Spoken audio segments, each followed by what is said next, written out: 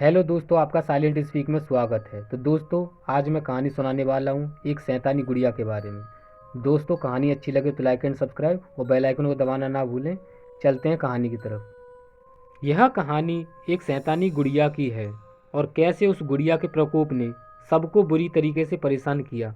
आज मैं आपको एक ऐसी कहानी सुनाने जा रहा हूँ जिसे सुनकर आपकी रूह भी कांप जाएगी।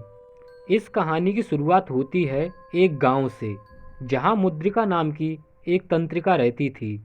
वह एक ऐसा अनुष्ठान कर रही थी कि उसमें उसे लगभग 100 बच्चों की बलि देनी थी, जो कि सबसे बड़ा पाप है और सबसे गलत काम। वह अपने शैतान को खोज करके अमर होना चाहती थी, जबकि सच्चाई यह है कि जिसने इस जमीन पर जन्म लिया है उसे एक ना एक दिन तो मरना ही है।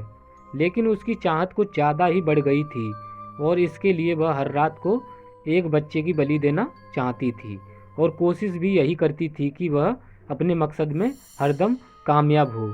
लेकिन किसी को इस बात की भनक लग चुकी थी और उसने गांव वालों को समझा दिया कि गांव में बच्चे यूं ही नहीं मर रहे, हमें इसकी तह तक जाना होगा और रात में हम निगरानी रखेंगे। फिर उन्होंने कुछ ऐसा देखा जिसे देखकर आंखें दंग रह गईं। उन्होंने देखा कि एक गुफा में एक काले कपड़े में एक औरत बैठी है और उसके सामने एक बच्चा निष्क्रिय पड़ा हुआ लेटा है और वह तंत्र साधना में विलीन हो गए। तभी गांव के लोगों ने उस बच्चे को उठाकर उससे दूर कर दिया और उसकी साधना को भंग कर दिया। वह तंत्रिका यह सब देखकर वहां से भागने लगी। तभी लोगों ने उसका पीछा किया और वह रात के अंधेरे में किसी झोंपड़ी में जा घुसी। सभी लोगों ने पूरी की पूरी झोंपड़ी को ही तेल छिड़क करके आग लगा दी, जिसमें वह तंत्रिका जलकर मरने लगी। मगर उसने अपनी तंत्र साधना से वहां पर पड़ी एक गुड़िया में अपनी जान डाल दी और गुड़िया को झोंपड़ी के खिड़की से फेंकते फेंकते अपना प्राण त्याग भी दिया। और उसकी जान निकलते ही उसकी जान उस गुड़िया में चली गई और यहाँ से उस गुड़िया का खूनी खेल शुरू हुआ। वहीं उस गांव में कुछ नए लोग बाहर से रहने के लिए आते हैं। उनमें एक बच्ची भी थी।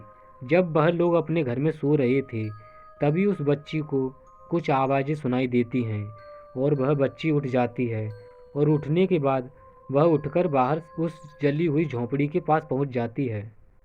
इतना हो जाता है पर किसी को भनक नहीं लगती। वहाँ वह उस गुड़िया को देखती है और उसे उठाकर अपने घर ले आती है।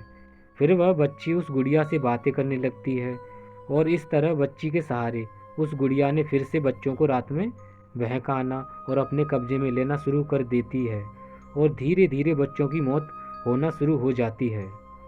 अब तक उसने लगभग 4 बच्चों की जान ले ली थी। गांव वालों को लगा कि फिर से कहीं उसी तंत्र का काम तो नहीं है और फिर से लोगों ने निगरानी शुरू कर दी। लेकिन उन्हें कुछ पता नहीं चल रहा था। तभी उनका ध्यान उन नए लोगों पर गया।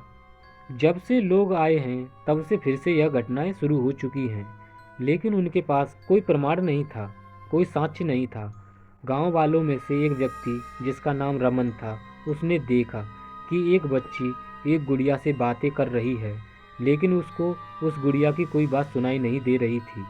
फिर उसने रात में उस बच्ची के घर पर निगरानी रखना शुरू किया और उसने देखा कि अचानक रात में दरवाज़ा खुला और उसमें से गुड़िया निकली और जंगल की तरफ चलकर जाने लगी और वहीं जाकर बैठ गई जहाँ वह तंत्रिका बैठती थी। साथ में वह गुड़िया मंत्र का उच्चारण भी कर रही थी। तभी एक बच्चा सम्मोहित होकर उसकी तरफ आने लगा और उसने बच्चे को वहीं पर मार डाला। यह देखकर रमन घबरा जाता है और वह भाग जाता है। उसने गांव के बहुत ही समझदार व्यक्ति महेश को सारी बातें बताई। तब महेश ने कहा कि समस्या का समाधान हमारे गुरुजी देंगे। वह लोग एक सुनसान जंगल में एक अघोरी के पास गए। तभी उसने उनकी मन की बात जान ली और उसने कहा कि आ जाओ, वह गुड़िया कोई और नहीं, वह मुद्रिका ही है जो बच्चों की बलि लेती है। बस मारने का तरीका बदल चुका है।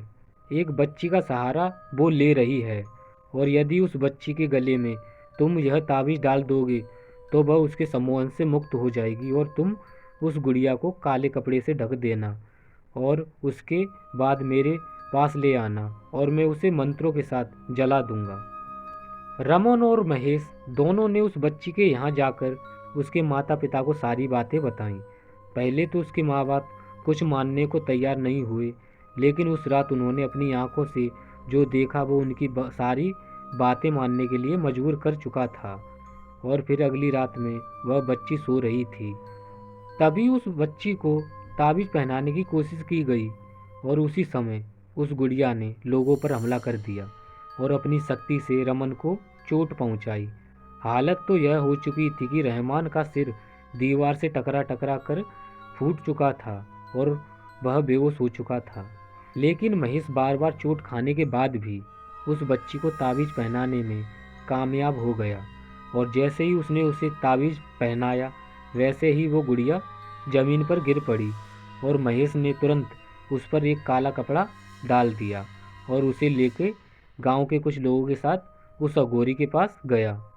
रास्ते में बहुत कोशिश करने के बाद भी महेश आगे नहीं बढ़ पा रहा था। तभी उसने गुड़िया गांव के ही दूसरे आदमी को दे दी, लेकिन उसके हाथ में गुड़िया लेते ही उसे ना जाने क्या हुआ कि वह वहीं पर बेहोश हो गया, जैसे उसके अंदर जान ही ना बची हो। लोग समझ गए थे कि ये गुड़िया उन्हें आगे नहीं जाने देगी, लेकिन तभी वो अघोरी वहाँ से चलता हुआ उनके पास आया और पास आते ही उसने सबसे पहले अपने मंत्रों से उस गुड़िया को अपने बस में किया। उसके बाद उसे वहीं पर जला दिया और उसके बाद से अभी तक वहाँ पर दोबारा कोई आतंक नहीं हुआ। लेकिन खौफ अभी भी लोगों के दिलों में जिंदा है, क्योंकि खौफ ऐसी चीज़ है जो एक बार तो आता है लेकिन वो पूरी ज़िंदगी भर याद रहता है। तो दोस्तों, उम्मीद करता हूँ कि आपको ये वीडियो अच्छी लगी होगी। तो वीडियो अच्छी लगे तो लाइक एंड सब्सक्राइब और बेल आइकन को दबाना ना भूलें, क्योंकि मैं लाता रहता हूँ आपके लिए ऐसी हॉरर स्टोरीज। आपको कैसी स्टोरीज सुनना पसंद है कमेंट में बताएं। मिलते हैं नेक्स्ट वीडियो में, तब तक के लिए जय हिंद भाइयों।